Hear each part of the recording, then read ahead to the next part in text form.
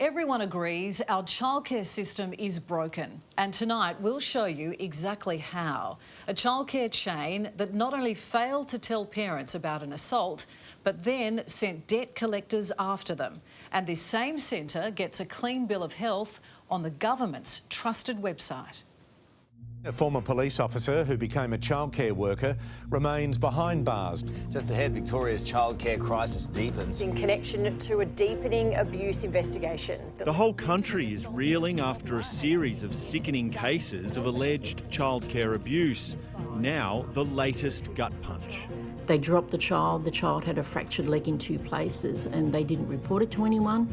They didn't tell the parents. Commander of the New South Wales Police Child Abuse Squad, Linda Howlett, telling a parliamentary inquiry about the latest horrific case at Dapto in June. A 27-year-old female worker now charged with neglect of a child in her care. And when we approached the centre, they actually denied anything took place. It was the CCTV that we obtained the evidence that we saw the actual injuries and how the actual injury took place. Last night we revealed Edge Early Learning's former employee Amber Riley, who assaulted 2 toddlers at its centre in Morayfield, north of Brisbane. Why did you assault that child? The former centre director also failed to inform the 2 victims' parents, who were notified by police detectives. We can now reveal that wasn't the only shocking error made by Edge Early Learning in this case. This is the mother of one victim. Because I decided that, the best thing for my child was to take her out of the centre. I didn't want to have to drop her off kicking and screaming anymore. So I pulled her out, and now I have debt collectors chasing me for unpaid fees. What do you think it says about the system that a company would be chasing you for money after your child was assaulted at their centre? Well, that's all they care about is money. Edge is a for-profit childcare chain owned by private equity firms.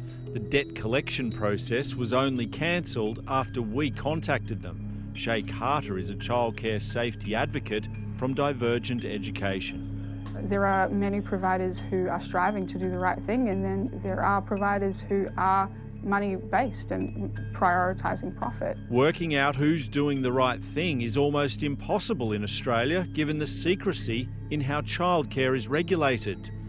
Families are directed to this website, startingblocks.gov.au, containing trusted information to search safety standards at the 16,000 centres across the country.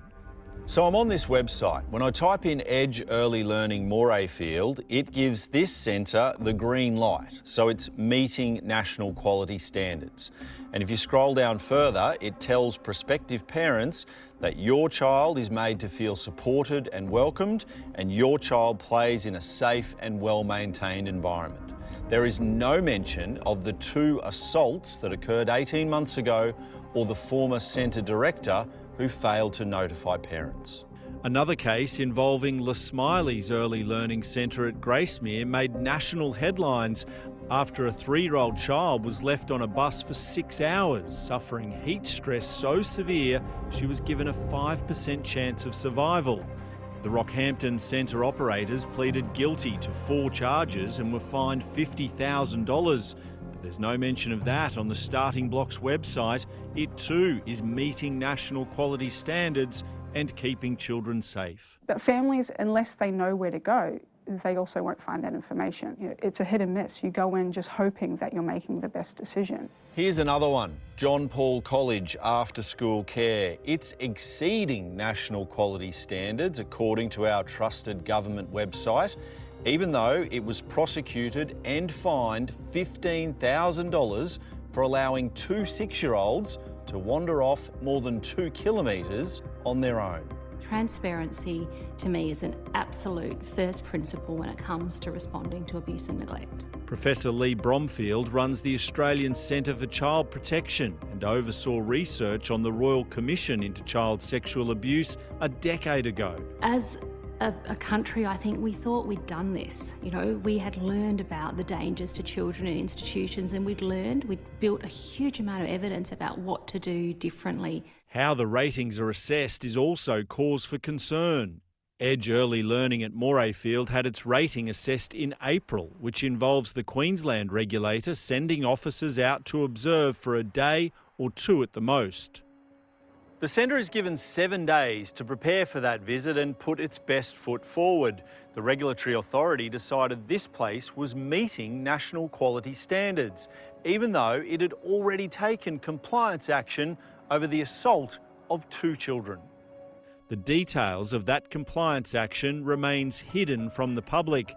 The department telling me it is unable to publish compliance action that is taken against an individual educator, as this is protected information under the Act. When this is kept a secret, the only winners are perpetrators and the reputation of institutions. We are not keeping the best interests of children at the centre of what we're doing.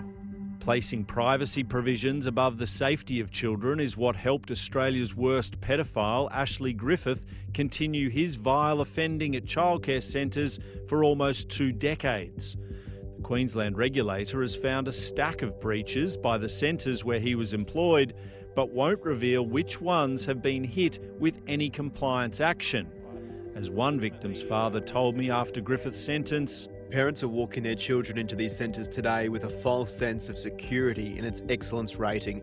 Their kids are having naps on the same cots other kids were raped on, being watched by the same staff who failed to stop it from happening. I think that it's reasonable for Australian parents to be disappointed that there has had to be a tragedy, a number of tragedies now, where children have been harmed, to put in these first steps. We knew better. And the only way parents can get information about compliance action at their childcare centre is by asking them directly. They're required by law to provide you with that for your centre only.